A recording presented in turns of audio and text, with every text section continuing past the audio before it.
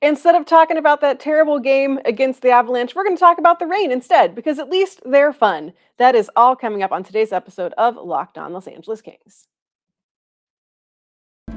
You are Locked On Kings, your daily podcast on the Los Angeles Kings. Part of the Locked On Podcast Network, your team every day.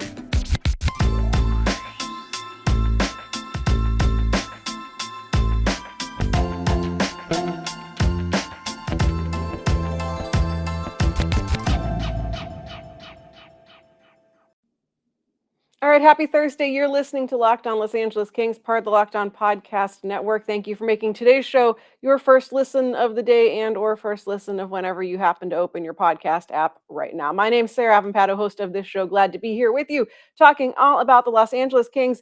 And let's just do the reveal now, because I've got a special guest today, because we're talking about the rain and I don't want to do it alone. So let's hit the button. Look at that. If you're on YouTube, the magic of television. On today's show, we're going to spend like 2 minutes talking about that terrible game that the Kings played against the Avalanche that we knew was going to go poorly, but maybe didn't know was going to go as poorly as it did. And then bringing on resident Gulls expert, friend of the show, JD Hernandez from Locked On Ducks. We're going to talk about the rain and the Gulls, because they have 14 games to play against each other in the next 3 days or something like that. So we're going to talk all about our kids today. But let's start with that ridiculous game against the Avalanche, which I feel like I brought this on myself, because in yesterday's show, if you didn't listen, if you did listen, here's the reminder. In yesterday's show, I did say, at least, looking at the Avalanche's recent record, they're not blowing teams out. Most of their recent games have been, 1 or 2 goal games. And I was like, all right, cool. Last time the Kings played the rain, or the Kings played the rain. Last time the Kings played the Avalanche, it was a 3-0 game, but 2 of those goals came on the power play. So really, it's like a 1-0 game, right? That's respectable. And then the Kings and the Avalanche heard that and were like, we choose not to engage. And the final score was 9-3, which at least the Kings scored any goals, right?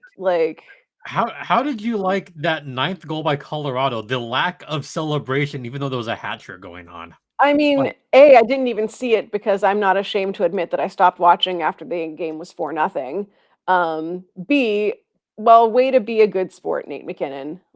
Thanks for not rubbing it in our faces that you are so much better than us. Yeah, I mean, he just kind of stood there and oh, it went in. Okay. Yeah. And hats were flying down for about 2 minutes. Well, of course. But that was, you obviously watched the game. There's nothing of redeeming value to take from that other than Colorado's really freaking good, right? If you're a Kings fan, there's nothing redeeming about this. If you're an Avs fan, they were just firing on all cylinders last night. I mean, everything was working for them last night.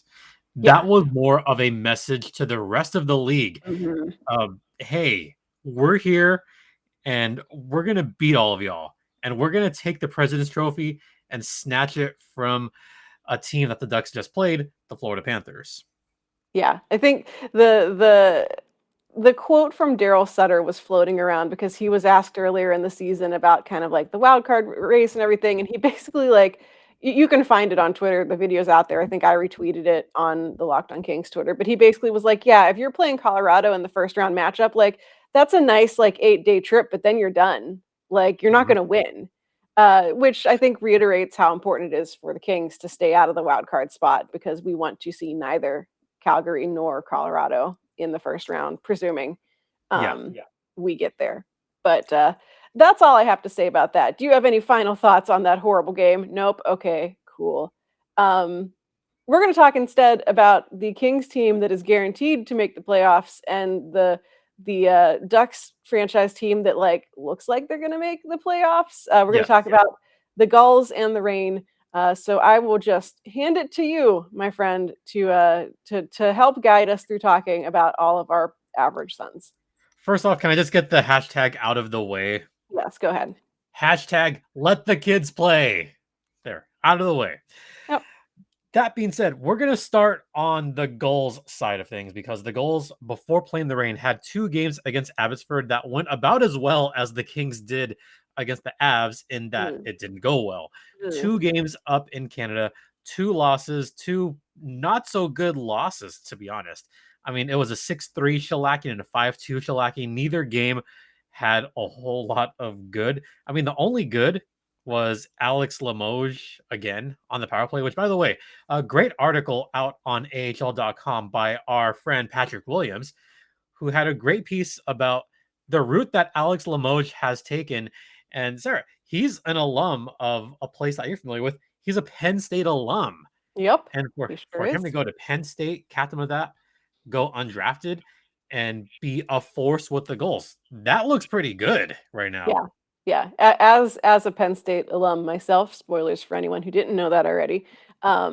It's exciting to see. Like the program when I went there back in the dark ages, because I'm apparently really old now.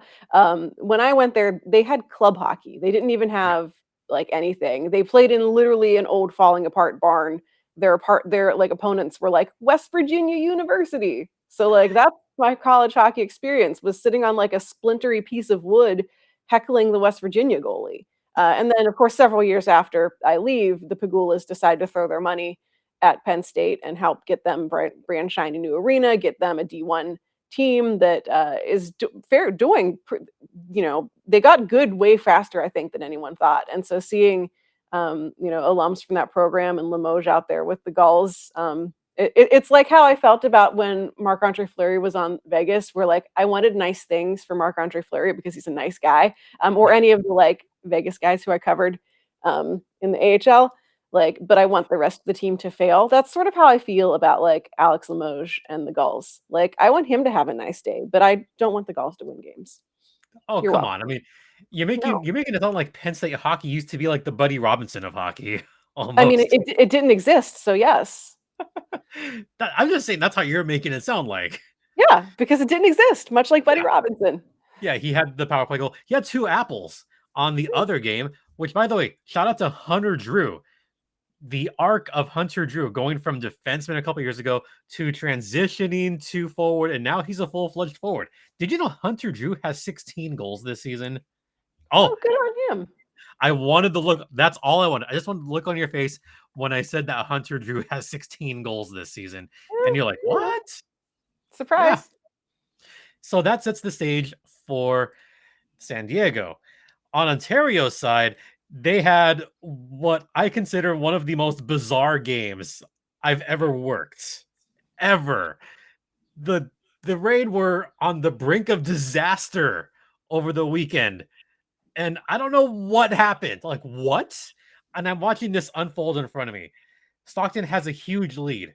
And then there's this ginormous delay that happens where part of the stanchion falls off with exactly, I remember this, with 6:30 left on the clock.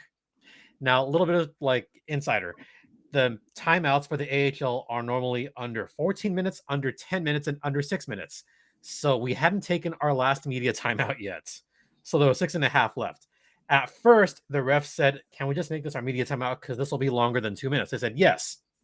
Then it became apparent it was going to take longer than 5 minutes. So they said, what should we do?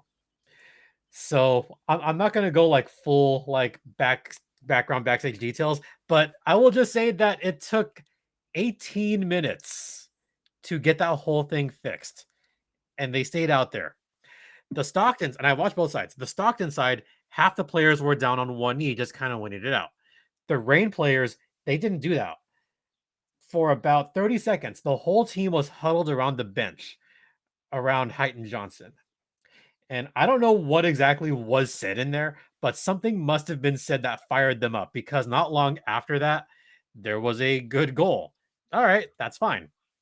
Then the Rain started inching back in the third period, and that's where like all hell broke loose. It got tied up 3-3, then tied 4-4, then tied 5-5, and everyone's going through all the emotions. Taylor Ward gets his first pro goal, and then it goes all the way to a shootout. And that's where magic took place. My God, I'm sure you saw the shootout goals. Mm-hmm. They were just works of art. That's how Yeah. I described it. Getting to see that shootout goal up close from Jarrett Anderson Dolan. He did a slight little bit of a fake that just got Dustin Wolf to twitch just enough to get that pad up, and that allowed Jared Anderson-Dolan to go 5-hole, and that was the game-winning shootout goal for the Reign. I mean, I still don't know how that happened, and I still can't equate what I saw against the Stockton Heat. It was bizarre. It blew my mind. Yeah, I feel like in terms of like looking at it from the Reign perspective, in terms of okay, this could be a potential like Pacific Division, you know, Final. those two teams could have to meet each other to get out of the Western Conference, and Mhm. so it's good at least to see the Reign are hanging with the Heat, and we know that the Heat are like one of the best teams in the league. They were the first team to clinch a playoff spot, so it's good at least to see that these aren't blowout games, and that will make fun playoff hockey if they get to each other. We're going to keep talking about the Gulls and the Reign, including the upcoming matchups and the game last night that I hope you all watched instead of watching the Kings because that game at least was fun. We're going to talk about that next, but I believe you have some cool stuff to tell us about with BetOnline. Yeah, so BetOnline is where the game starts. It is the one place that has you covered and the one place that we trust with all the latest props, odds, and bets. I mean, look what just happened in Major League Baseball. You had some weird stuff happening in baseball.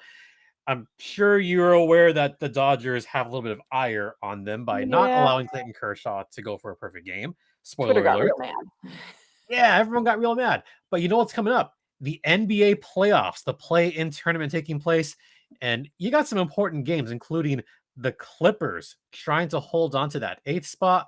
The Timberwolves are in the playoffs. You got the Atlanta Hawks with that blowout victory. So the NBA playoffs are starting up. And of course, you know what's starting in 2 weeks? The Stanley Cup playoffs, which you're excited about.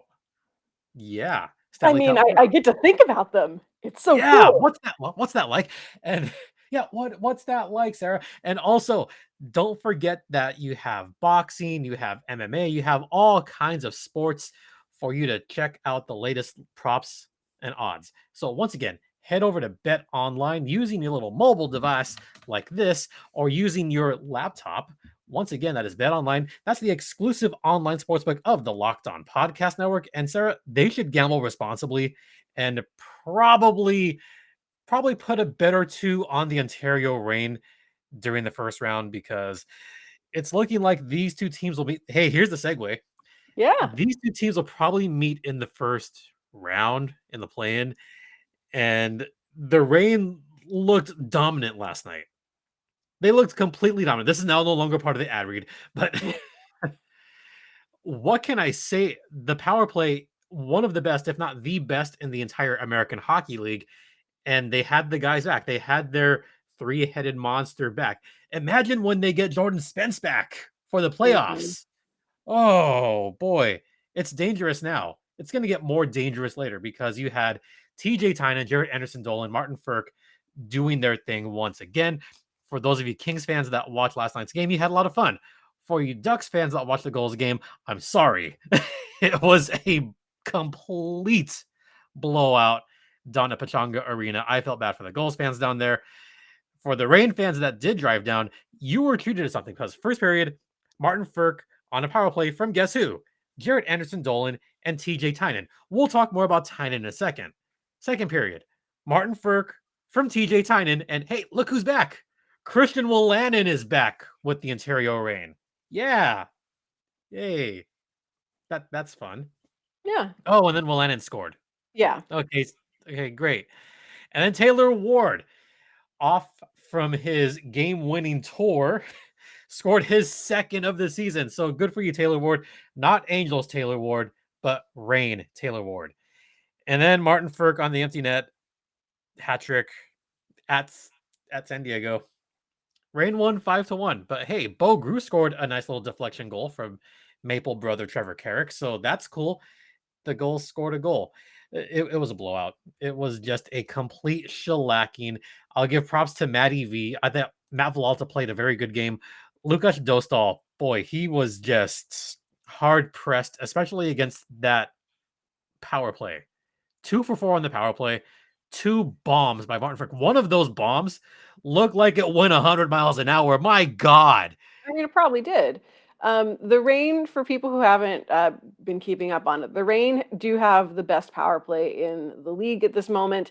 Overall, 26.9% has them just edging out Abbotsford, who's second in the league. What I think is more impressive on this one is that the Gulls had 6 chances on the power play and connected on none of them, which is good because the Reign's penalty kill has been like decidedly mediocre. It comes in like spurts. Sometimes it'll be okay. Overall, they're bad. It's 28th in the league out of 31, 76%. So good job. Like if the penalty kill's picking a time to work, they're doing it now, and that's great news for the Reign. Yeah.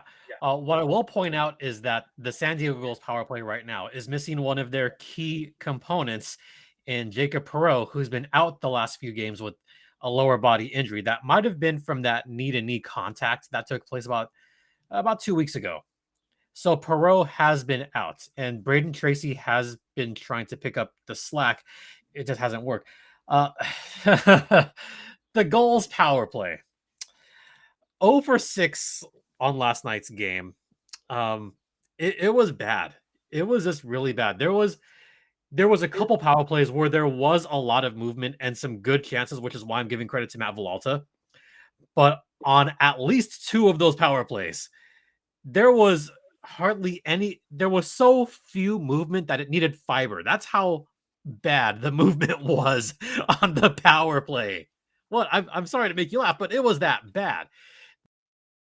Cross ice passes, everything was in the perimeter, and on one power play, like the Reign just had a freaking like on the puck, get in lanes, get it out to the neutral zone.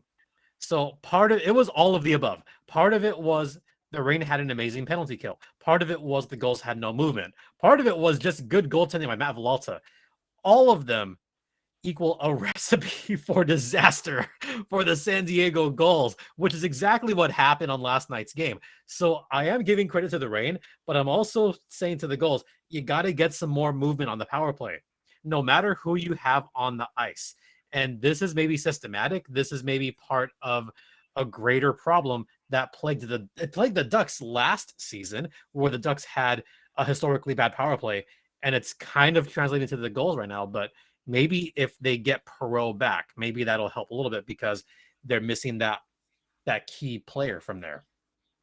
Yeah, and I think, for the Reign, they sort of had, it's the trickle down effect of everyone on the Kings is hurt. So suddenly the entire Ontario Reign blue line is in Los Angeles.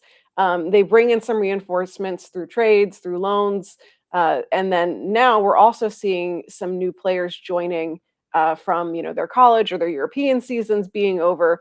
And I feel like it's a lot for a team to navigate all at once of basically having you're starting fresh in some ways on your blue line at this late point in the season. They also just announced today, it was kind of leaked out yesterday, but they signed defenseman Tyler Inamoto. He played with the University of Wisconsin. He actually was drafted by the Carolina Hurricanes. The Hurricanes still own his NHL rights. Inamoto signed an AHL tryout deal with the Reign. So technically, like, the Hurricanes can still sign him like to an NHL deal. It's very weird. And as someone familiar with the AHL team of the Hurricanes, it kind of makes sense that maybe they didn't sign him to a deal right now because they don't need him. And if he wants to play right now, putting him on this deal with the Reign is fine. But that's gonna be really curious to see how it plays out if he even goes and signs with the Hurricanes. But he's a big guy from Wisconsin. Was a really important player there. But the team is integrating all of these new players, having to work with you've lost Jordan Spence, who quarterbacked your power play. You've lost Austin Strand, who's up there now. Jacob Movrari, like everyone's gone, and seeing the Reign be able to pull out these games like that crazy win over Stockton, like this blowout over the Gulls, is really like reassuring for someone watching the Reign, because you're like, I see the Gulls as, that potential first round matchup. I'm like, I don't know that I like this. Like, they haven't matched up necessarily well all year.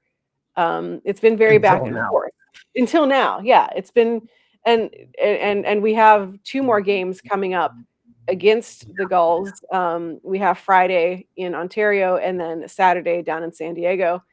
So there's 2 more chances to sort of get that playoff preview between the teams. Yeah. And by the way, same with the San Diego Gulls is they lost a lot of players to the Anaheim Ducks because remember, during the trade deadline, the Ducks traded away a slew of players, Raquel, man, etc.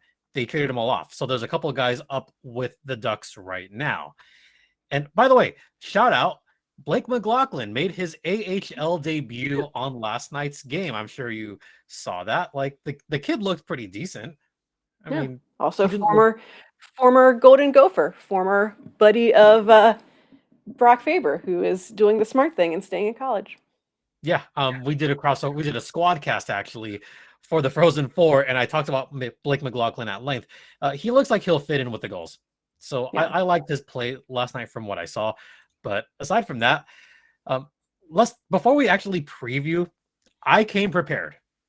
So I have some fun little like stats / trivia for you because this is like my fun part. TJ Tynan, all right? Mm-hmm. Yes. You're familiar with his work. Mm-hmm. TJ, I hope you're familiar. He had 3 assists on last night's game, putting him at 77 assists. That's not the important part. He now has 90 points in the season. Let me repeat that. He has 90 points on the season. How many games has he played? TJ Tynan has not played a whole lot of games. In fact, he's only played 56 games. Mm-hmm. He's got 90 points in 56 games. Andrew Polarowski, who you're familiar with, he has 88 points in 63 games. But that's not the trivia here. TJ Tynan has 90 points. What year? Let's just go by this first. It's been a long time since someone has scored even 90 points in a season in the AHL. We're not going to ask for a player. Can you guess what year? When was the last time that someone scored over 90 points in a season in the American Hockey League? I'm going to go with like 2009, 2010. Close. You're close. Was it the next year? That year does come up later, but it's not that. Okay. A little bit closer. Like 2012? 2012, yeah. Right. So in the 2012 season, someone scored over 90 points. And this is a name that you might be familiar with. So I want to see your reaction when I say this. The last player to score 90 or more points in a season, Chris Bourque. Yes. All right. Chris Bourque. Oh, good for him. Who some might say like, wait, Chris Bourque, as in the Bourque as in that one. As in that one. His father famously lifted the cup 21 years ago in Colorado. Yes, his father is Ray Bourque. He also has a brother that played hockey, Ryan Bourque. Just a little FYI. So yeah, Chris Bourque, the longtime AHLer who assistant captain the Hershey Bears in 2016, only to lose. He was also part of that Hershey Bears squad in 2010 and 2009 that won the Calder Cup. So he's scored a lot of goals. He scored a lot of points. 93 points in 2012. So that's really cool to see. Chris Bourque, by the way, points in the American Hockey League. That's a lot. Yeah. So, and I feel like that's, it comes up a lot with Tynan. It comes up with Podorowski. Like, these players, usually the reason it's been 10 years since someone has scored that many points is because most of the times when you get a talent that is that good in the AHL, they get pulled up to the NHL. So people don't get the opportunity to score 90, 100 points in the AHL. It's been this year, and again, I know this from covering Chicago. They have a 40 goal scorer on their team, Stefan Nason, who it's the first time since I believe 2010-11 season that someone has scored at least 40 goals in the league, because your players who are that elite at goal scoring usually get called up. And we've talked about this a lot with Jay Foster whenever he joins for Mini Kings Monday, where we do spend a lot of time talking about TJ Tynan. It's a shame that he hasn't gotten more of a shot at carving out an NHL role for himself. It's great for the Reign. It's great for whatever AHL team he finds himself on. And earlier, like last month or whatever, I talked with Jared Shaffron from the Reign, and he talked a lot about TJ Tynan and the impact he has on the room and the level of dedication and he expects from his teammates, and is just a great all around guy. And he's getting this opportunity to lead the league in points because for whatever reason he's been passed up at the NHL level, which is not usually the case in this league. Yeah, I mean, at least Tynan did get a few games up with the Kings this season, Yeah. so that was kind of cool to see. Yeah. So I brought up Paul Dorowski, former San Diego Gull, because he has 88 points. There's quite a few games left for the Wolves. I also bring up Tynan. He's got a few games left with the Reign.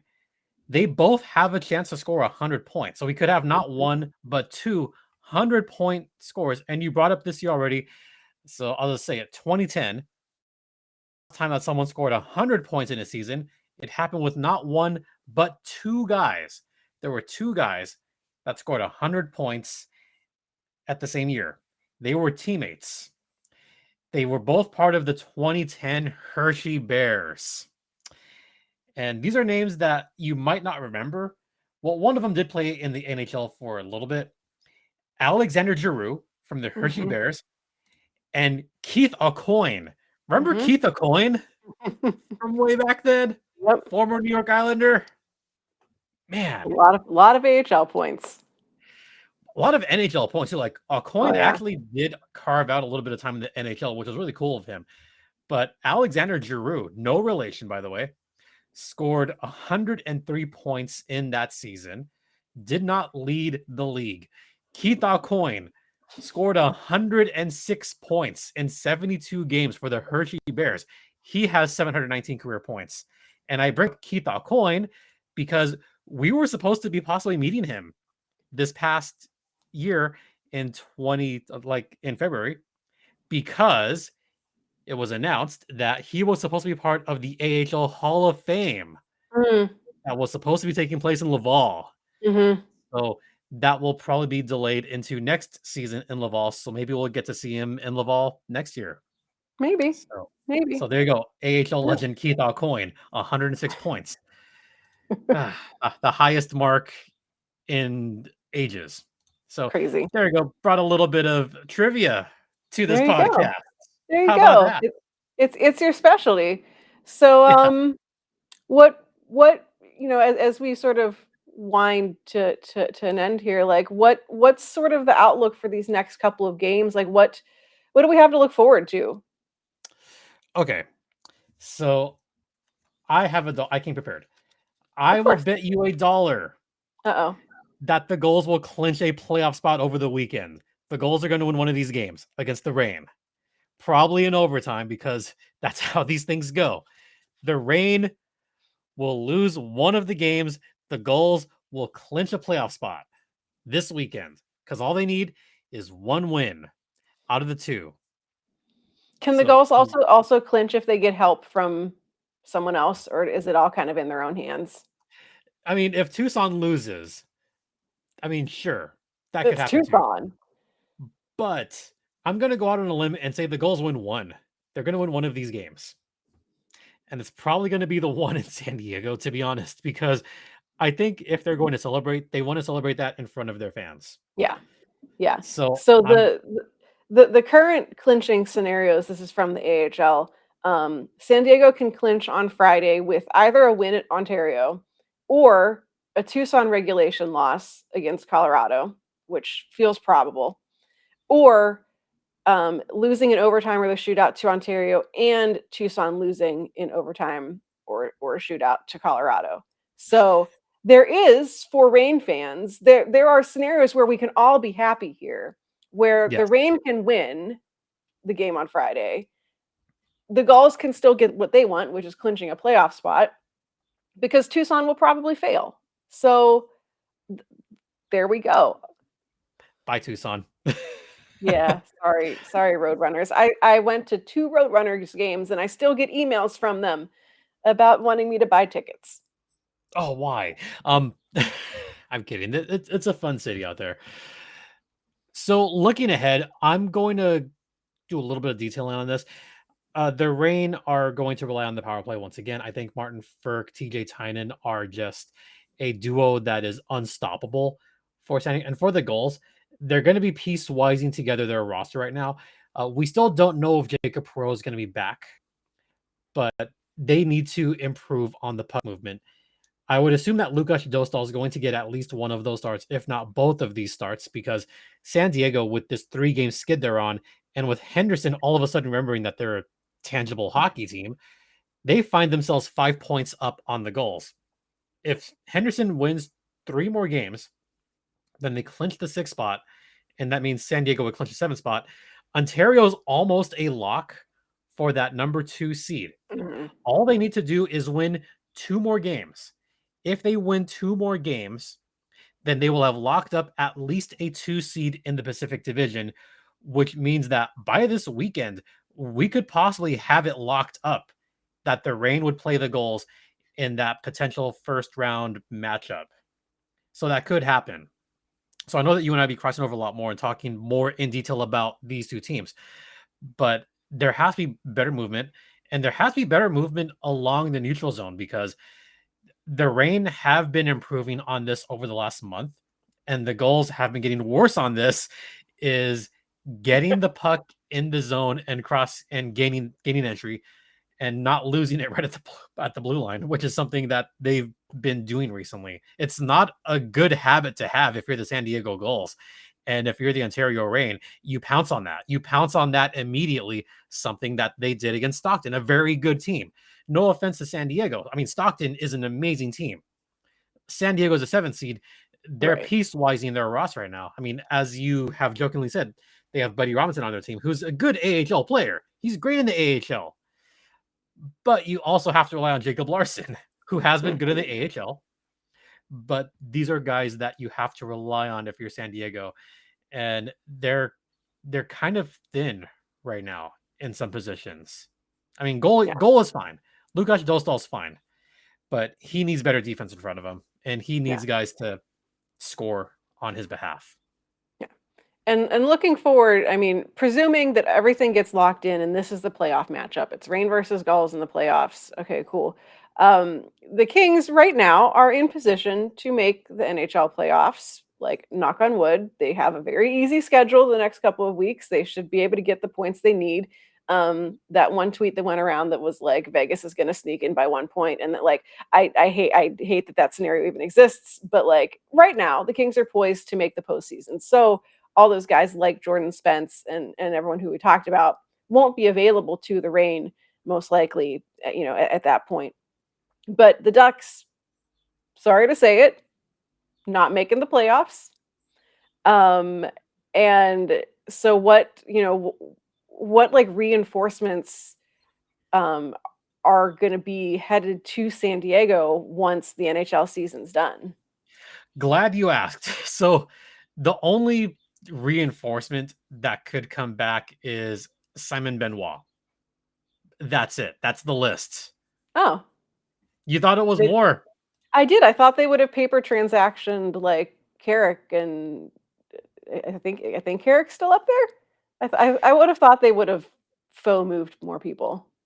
Nope. And the Oh. reason being because he is not waivers eligible. Oh, yeah, that makes sense. That makes sense. Oh, so So then never he mind. would I actually don't care then about, because that was my fear, was that these 2 teams are gonna face off in the playoffs. The Gulls are gonna send back all their good players, or they're gonna get all their good players back from the Ducks, and then ta-da. That makes me feel well, better. I mean, there is another. I mean, it's going to be on defense. I mean, everyone up with the Ducks right now is going to remain up with the Ducks as far as forwards are concerned. Mhm, So Vinny Lettieri, I don't think he's coming back because he wasn't paper transactioned mhm, because the Ducks were super thin on forward at mhm. the time. So unfortunately, Lettieri's not coming back to San Diego. Benoit's coming back. Josh Maher's. I mean, it's really not a huge list for the San Diego Gulls. So those of you thinking that they're going to get more reinforcements, they're just simply not. This is almost who they're going to roll with, except for defense, and that's it. Cool. Great. So That's the great news. one thing that's going to plague the Gulls, which is plaguing them right now, is injuries. I mean, Yeah. it's simply injuries, and especially the injury to Jacob Perreault, that could loom very large later on down the line. Yeah. So if he doesn't come back in the next couple of weeks, that it could be a very short postseason for the Gulls. And I'm gonna try to keep myself honest here and not have too many expectations. But just looking at especially last night's game, Mm-hmm. I don't know if San Diego can overtake the Reign in a short series. I mean, the Reign Yeah. just have so many weapons. Yeah. So And many. especially knowing that these are two teams that hate each other, which means the Reign are going to end up on the power play a lot. Yep. So good luck with that. Yeah. That's the other thing. Get disciplined, Goals. Come on, Buddy Robinson. Stop fighting. I saw that game. I saw that fight. That fight was not necessary. So Well, the Gulls just need to be more disciplined and not allow a plethora of power plays. Hey, alliteration. How about that? look at that. Look at that. I love it. Yeah, but Any then you're fine. final thoughts about the Reign or the Gulls as we wrap up and get ready to face each other a couple times over the weekend? The Gulls have had the upper hand on a couple of recent games. I'm looking at that 4-0 shutout the other day, but that was also the Kings had everybody injured. Mm-hmm. Now that players are getting healthy and now that the Reign got some reinforcements back, it's looking like it's going to be back to how it was at the start of the season. I'm sure you remember that, Sarah, in October and December, those early games where the Reign just kicked the Gulls' butt. Yeah. We're getting back to that, and it wasn't good. So yeah. What two keys I'm looking for in this series is the power plays for both teams. That's going to be a big key. The other key is going to be Dostal. Yeah. We're going to see if Dostal can rebound from that performance. That was one of his worst performances of the season. And normally, when he has a bad performance, he bounces back big time. There was that game in Ontario where Ole Eriksson X started in goal, and then Dostal came in and allowed, you know how many goals he allowed? 0. Big goose egg. So that's what could possibly happen. That's going to be one of my big keys for that game is maybe he comes back and just slams the door. Maybe the bakery will be closed on this one. Well, we'll see. I personally am hoping to see Martin Frk murder some more pucks. That's always a highlight of any Reign game. We'll, of course, keep talking. The Kings and the Ducks play each other fairly soon, so I'm sure we'll talk about that. And looks like this might be the playoff matchup, so we'll have a lot more Reign Gulls content once we hit the AHL playoffs. For people who want to hear more from the Ducks Gulls side, who want to, like, I don't know, wax poetic about Ryan Getzlaf, where can they find you and your show? It's funny you say that because my Twitter account currently says Locked on Ryan Getzlaf. So my personal Twitter is at StimpyJD. The show's Twitter is at LO_Ducks, where you could find the latest on the Locked on Ducks podcast. I talk about the Ducks at length on there, talk about the Gulls on there. It's always some fun content. And hey, I'll be going to the Ponda this weekend to check out the Columbus Blue Jackets. And I'll also be going there on Tuesday. Who are the Ducks playing on Tuesday? Oh, right. Some team down the road. Gross. Yeah. So we are going to be crossing over more because our two teams in the NHL level play each other twice next week. So you can check that out. The podcast is free and available across all platforms: Stitcher, Spotify, Google Podcast, Apple Podcast, not Smoke Signal, maybe Ham Radio for those of you that like that. So go ahead and check out the podcast there. All right, and I'm on Twitter at Right Said Sarah. The show is at Locked on LA Kings. Of course, also available wherever you get your podcasts / also the Yep. YouTube. So you can go check that out. Go make sure you're subscribed, get notifications so you never miss episodes, and stick with us every day of the Monday through Friday week as we talk all about the Kings and the Reign to end this season. Thank you so much for listening and or watching. This has been Locked On Los Angeles Kings, part of the Locked On Podcast Network, your team every day.